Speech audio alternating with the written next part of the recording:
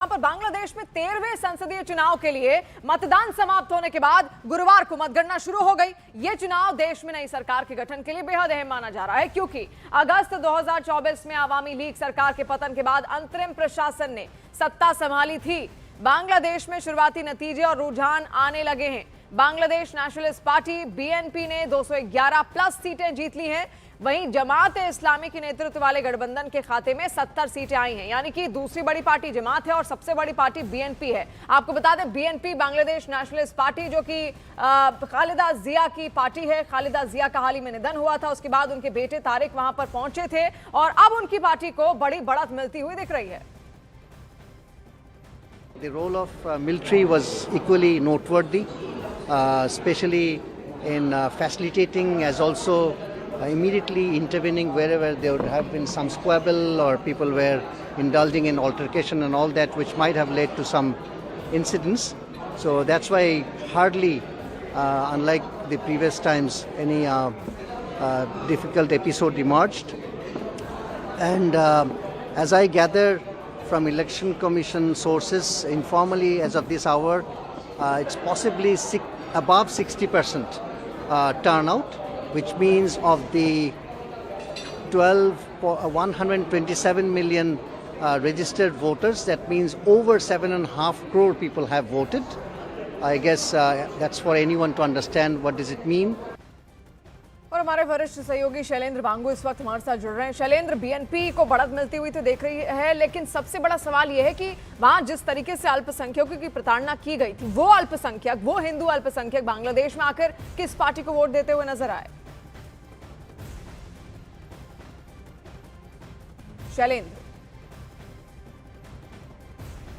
शैलेंद्र, आप तक आवाज पहुंच रही है?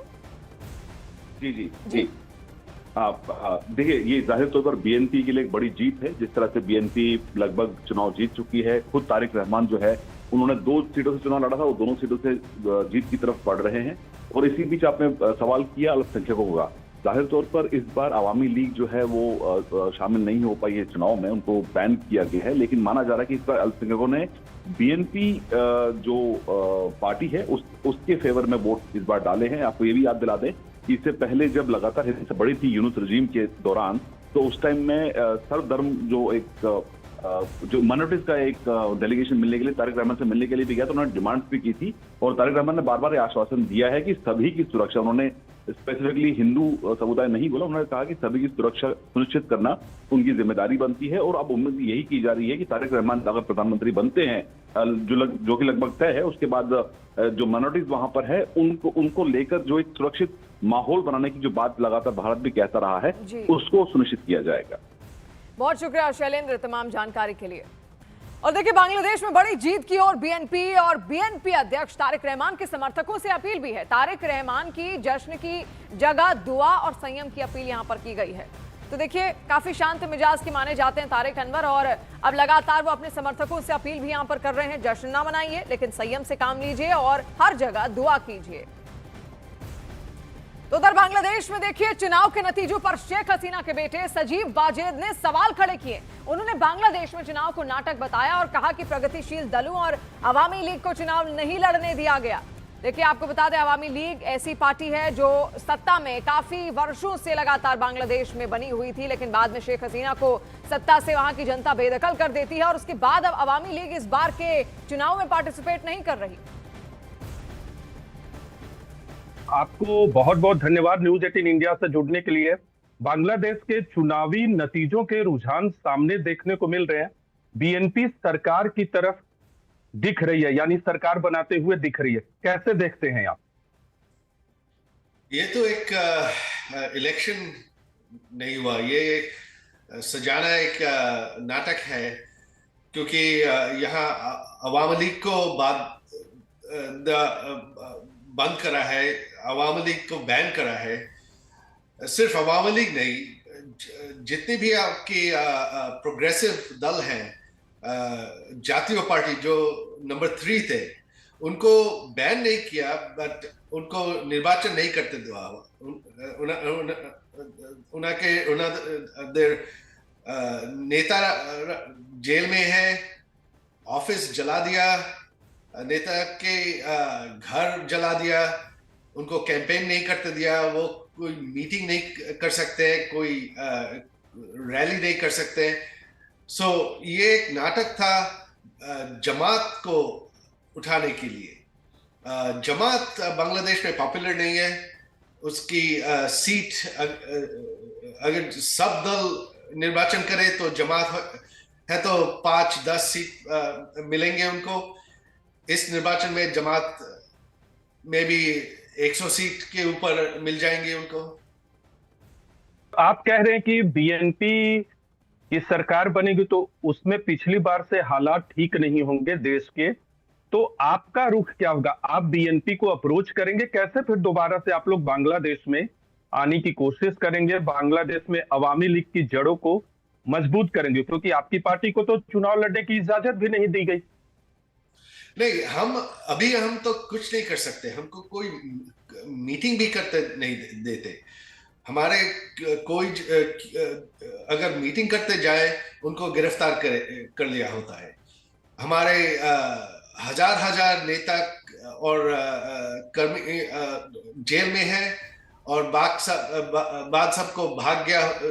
दे had to leave the country, otherwise उनको मार देते, उनके घर जला दिया। तो अभी तो हम कुछ नहीं कर सकते। वो समय लगेगा। अवामी लीग सबसे बड़ा दल है, सबसे पुराना दल है। अवामी लीग हमारे इंडिपेंडेंस मूवमेंट लीड किया। तो हमारे कोटि वोटर्स हैं, वो हमको भूल नहीं जाएंगे। और ऐसा सिचुएशन तो हमारे 75 साल में ही हुआ, जो हमारे सब लीडर के मार दिया, जेल के अंदर मार दिया। अवामी लीग फिर आ गया, अवामी लीग फिर आएगी। भारत ने कहा है कि फ्री, फेयर और इंक्लूसिव इलेक्शन होने चाहिए। आज उन्होंने कहा कि क्रेडिबल इलेक्शन भी होने चाहिए। उसके बाद देखते हैं कि नतीजों के बाद तय करेंगे कि क्या कुछ करेगा भारत। तो आप कैसे देखते हैं भारत के रुख को अब तक? ये इलेक्शन तो क्रेडिबल नहीं हो रहा है। भारत क्या करेंगे वो तो हम नहीं बोल सकता। लेकिन यहाँ कल रात से ही शुरू हो गया इलेक्शन रिगिंग। रात के अंदर वोटिंग, वो बैलेट स्टफिंग शुरू हो गया। आज सवाल में आपका इलेक्शन कमीशन का 11 बजे वोट परसेंटेज थी 14, वो 12 बजे हो गया 30। ये आपके हमारे देश में 12 कोटी वोटर हैं। 1 घंटा में आपके 30% वोटर कैसे वोट दिए? ये तो संभव नहीं है। जमात अगर मुख्य विपक्षी पार्टी होती है तो वो कितनी बड़ी चुनौती होगी आपके लिए और खासकर बांग्लादेश के लिए भी या भारत के लिए भी?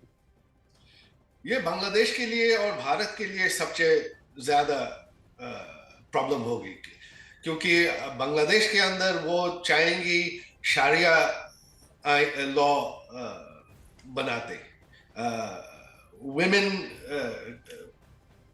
के रिस्ट्रिक्शंस होगा, माइनॉरिटीज के ऊपर एट्रोसिटीज होगा।